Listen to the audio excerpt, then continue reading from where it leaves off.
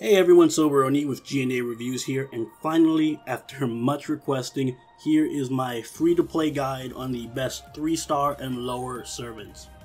Every servant featured in this guide you can get straight from the friend point gacha without any quartz, and they're all relatively easy to obtain since friend points are easy to accumulate, they don't cost any real money, and you get a free multi-summon on the friend point gacha every day. So every day that means you have at least 10 chances to draw one of these servants. For this guide, I'm going to be featuring the best 3-star and lower servants in each class. So the best 3-star Lancer, the best 3-star Saber, etc. And we're going to take a quick look at the servants' abilities, their stats, and I'll explain what exactly makes them so strong, as well as tips on best team composition, what skills to prioritize leveling, and the best craft essence to equip them with. So unlike my normal servant spotlight videos, I won't be assigning them a grade because it's safe to say every servant featured in this video is the best of the best in their rarity, and most of them are even stronger than their 4-star counterparts. So without further ado, let's just get right into it, starting with the Saber class.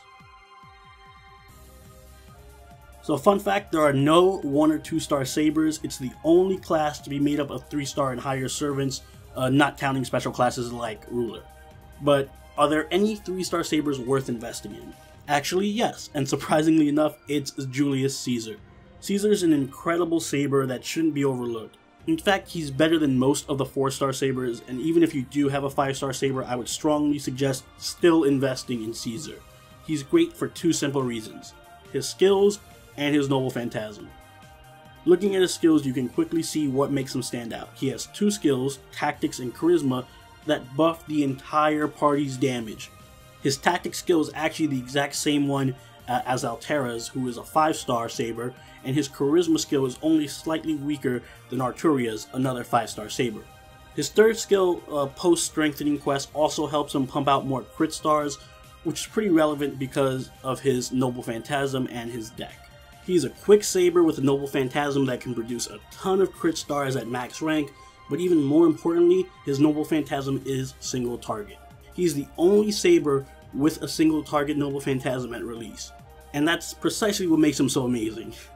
At higher Noble Phantasm ranks, he can actually deal more damage to a single target than either Arturia or Altera can, especially when he buffs himself. If you have no 4-star or 5-star Sabers, you should definitely use him, and even if you do have one, he's worth investing in since he can do a fantastic job of buffing your entire party and doing high damage to a single target. For his skills, I would recommend leveling Charisma first, since that lasts for 3 turns versus Tactics only lasting for 1 turn, and it increases all damage. Then you can level up Tactics followed by Incitement if you value his crit star generating capabilities. His best craft essence is Imaginary Around if you have it. Otherwise, you can use Verdant Black Keys, as those drop from the friend point gacha. Spell Tome and Be Elegant are also helpful if you're just using him as a crit star generator. Then as a support Saber, he pairs exceptionally well with other damage dealers like Gilgamesh or Arturia if you have them.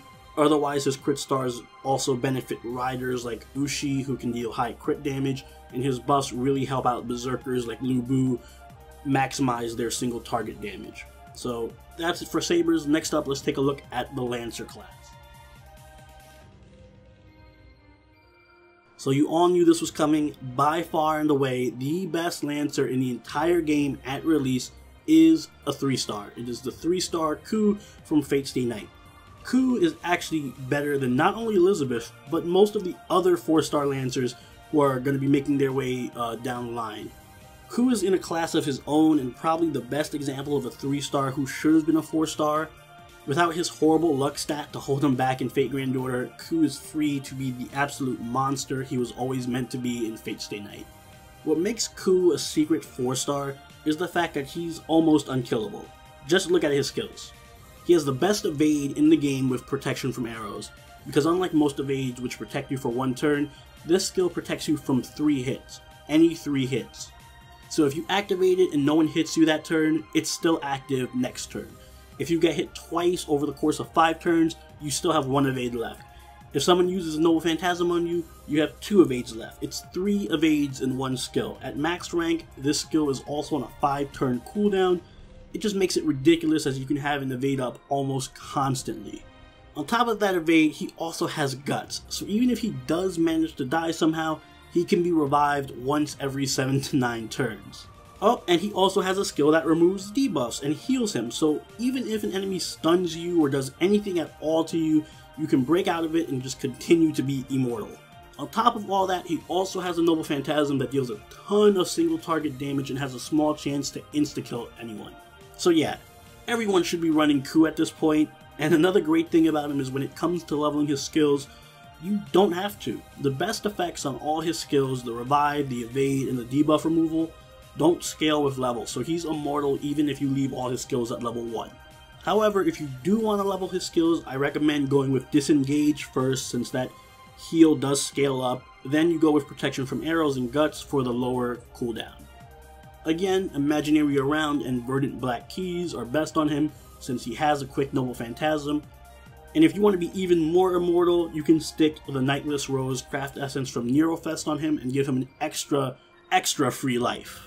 His best teammates are servants that can keep him alive even longer, so you really want to pair him up either with Ruler or Mash. And so with the big fish out of the way, let's move on to Archer. So I'm only considering servants who are currently out at release, and there is a certain Archer who's actually programmed into the game but isn't yet rollable, so I'm going to be excluding her from this list, but she will get her own spotlight when she releases. So that leaves just one Archer to talk about, and that's Robin Hood. As is the trend with this list, Robin Hood is even better than most of the 4-star archers. The secret to his power really lies in one particular skill of his, combined with his Noble Phantasm. His Sabotage skill inflicts poison on all enemies and lowers their attack. On its own, it isn't that impressive, and in fact none of his skills are impressive, but let's look at his Noble Phantasm, U-Bow. U-Bow deals a ton of damage to a single enemy, but also deals additional damage to poisoned enemies. So when you combine it with his Sabotage skill, he can absolutely nuke enemies, dealing insane levels of damage at max Noble Phantasm rank. Unfortunately, he is a one-trick pony, but that one trick is devastating and it's guaranteed to destroy any Sabers. There isn't any point to leveling his skills since they aren't very good on their own, and all you really need is that poison effect so that you can increase your Noble Phantasm damage. Naturally, I recommend equipping him with Formal Craft or the Azure Black Keys to amplify that Noble Phantasm damage, and he also loves anyone who can buff him and charge his Noble Phantasm, so he pairs well with casters like Waver, Mozart, or Hans Christian Andersen. And so with all the knight classes out of the way, let's move on to the cavalry classes, starting with Rider. Perhaps the best rider currently in the game is actually a 3-star, Ushi Wakamaru. Ushi boasts a strong skill lineup that looks a bit like Gilgamesh's, with charisma and Tengu strategy in there, and she also packs an evade, which is always helpful. Ushi's probably the most balanced servant on this list. She isn't a crazy tank like Ku or a nuke like Robin Hood, but she does have really decent skills that benefit the whole party by helping everyone accumulate their Noble Phantasm charge faster, and she has a charisma. She also has a decently strong single target Noble Phantasm, which is something that none of the 4-star riders have yet. In fact, she has the strongest single target Noble Phantasm of all the riders in the game, meaning she can deal really high levels of damage to casters. Ushi's a really strong all-rounder who really should have been a 4-star. She has no real significant weaknesses, she plays nicely with everyone, and can significantly damage casters. Her skill order is Charisma followed by Tengu strategy, and you can just ignore the evade because unless you want to generate more crit stars, it's kind of useless. Speaking of generating crit stars, she does pair very well with crit star generators like Hassan or Atlanta or Caesar, and like Caesar and Ku, Imaginary Around and Verdant Black Keys are the go-to craft essences on Ushi. So next up we have casters. There are actually two standouts here, Medea and Hans Christian Andersen.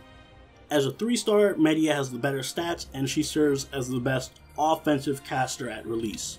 She's less of a support and more of a kill enemy assassins and screw over the enemy type.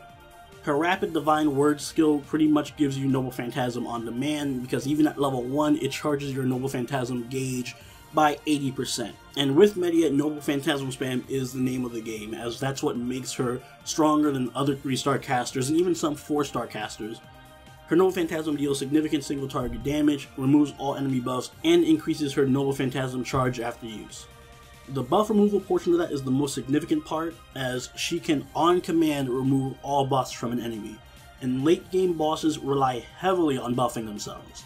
For skill leveling order, prioritize Rapid Divine Words up until level 4, and then you can go to prioritizing Argon Coin, and then back to Rapid Divine Words. And Cersei's Teaching once her Strengthening request is released if you want to level that as well.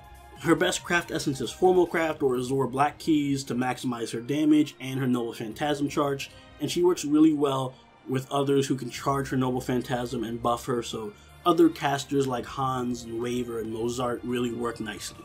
And speaking of Hans, he is also a considerably strong servant. Even those of you who aren't free to play should prioritize investing in him. The main reason why is his Noble Phantasm is simply incredible. It's one of the best Noble Phantasms in the game. At max rank, his Noble Phantasm has an 80% chance to buff all the allies' attack and defense by 40%, and for 3 turns, it'll heal them for up to 3000 HP. That's incredible, and it scales perfectly into late game, as it's always going to be relevant and always going to be helpful. His rapid casting also makes it easier for him to charge his Noble Phantasm, so that enables really strong Noble Phantasm spamming abilities. And you'll want to max his rapid casting first, followed by Human Observation and then Innocent Monster. And I suggest using Kaleidoscope or Dragon's Meridian as craft essences on him so you can really get his Noble Phantasm as soon as you need it.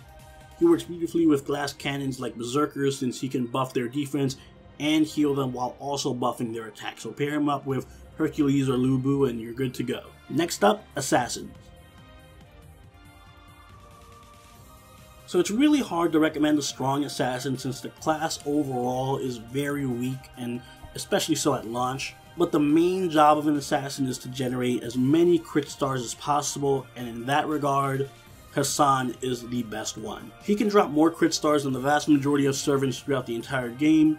His damage is pretty low, but 3 quick cards and a quick Noble Phantasm means constant quick change for more stars, and his throwing dagger and protection from wind skills help him spam that out even more. So you want to prioritize leveling protection from wind for the crit drop rate, and then you can prioritize throwing dagger and self-modification.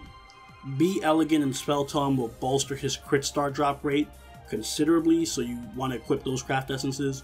And pair him with anyone who loves to crit really hard, so Gilgamesh, Ushi, Emiya, and I do want to give an honorable mention to Jin-Kei, who is a strong assassin and worth using if you have her, but Hassan I just find generates more crit stars on average without having to rely on his Noble Phantasm, and he's just easier to obtain as a 2-star, so that's why I chose him over Jin-Kei. And now, on to the last cavalry class, Berserker. Contrary to the Assassin class, it's hard to find a bad Berserker since they all do a good job of just smashing face. But the best 3-star Berserker by far is actually Lubu. Again, Lubu can even hold his own against some 4-star Berserkers, especially after he gets his Strengthening quest, and the main thing that makes him such a force is his skills, in particular Valor and Chaotic Ruthless Hero. Valor is unlocked immediately and it can buff his attack as high as 27% for 3 turns, pushing his attack into the 4-star range. On top of that, he also gets Chaotic Ruthless Hero eventually, but further increases his Noble Phantasm damage by up to 30%. And it gives him increased crit star absorption, making him one of the very few Berserkers that can actually benefit from crit stars, and that the merit of lowering defense for allies is negligible. His 2 main skills combined make his Noble Phantasm hit nearly 60% harder, and this is before any other buffs from other allies. He's like a mini Herc, and he's easily capable of taking down most enemies in a single Brave Buster Noble Phantasm chain. You're going to want to prioritize Valor followed by a Chaotic Ruthless Hero, and then you can avoid leveling Defiant altogether because it doesn't help him much at all. Limited Zero and Crimson Black Keys work best on him to increase his Noble Phantasm damage, or you can go with Dragon's Meridian and Kaleidoscope if you want to charge his Noble Phantasm as quickly as possible. His best teammates are ones that can keep him alive and buff him, so you're really going to look for people like Mosh or Caesar. And finally, we have one more servant to look at, Shielder. That's right, the free servant that everyone gets is actually one of the best servants in the game. Masha's levels and progression are really tied closely to the story, so it makes sense that she gets stronger as time goes on. And it isn't a stretch to call her a mini ruler, or maybe even a better ruler in some regards. Her defensive skills and Noble Phantasm are so strong that when leveled she can actually cut damage down to 0 for all allies. Not to mention she has a targetable invincibility skill. And to avoid spoilers, I won't go into details of her skills or show any late game gameplay of her, but for now I can just say invest in Transient Wall of Snowflake and be kind to the little Kohai. In terms of craft essences, Kaleidoscope and Dragon's Meridian help her get her Noble Phantasm off faster, or you can use Iron Will Training and Azoth Blade to further pump up her defense, but she really is fine without any craft essences since her main strength is just supporting the team with defense buffs, and in that regard she works exceptionally well with glass cannons like Lu Bu and Hercules to keep them alive that much longer. Alright guys, that is my free-to-play guide on the best 3-star and lower servants. I really hope it helps, and I know most players aren't swimming in gold servants, so it is important to understand the strengths of the easier to acquire servants, and for those of you who are swimming in high rarity servants, it may help you to know that high rarity does not always equal high gameplay value. So it might be more wise to avert some resources from Siegfried or Lily and put them towards Caesar. But at the end of the day, as I always say, the most important thing is to play the game the way you want to play it. Play the servants you love playing the most. If you enjoyed this guide, please leave a like and consider subscribing. Also, you may want to check out my Servant Spotlight series, which is pretty similar to this, except a little more in depth and geared toward 4-star and 5-star servants. The link to that playlist is in the description box, so please check it out, and I love hearing from you guys, so feel free to leave any comments, questions, stories below, as well as any servant you think I might have overlooked. I'm looking forward to some awesome discussion with you guys on this, so look forward to my upcoming 2 Servant Spotlights on Herc and Vlad sometime next week. And for now, take it easy guys, later.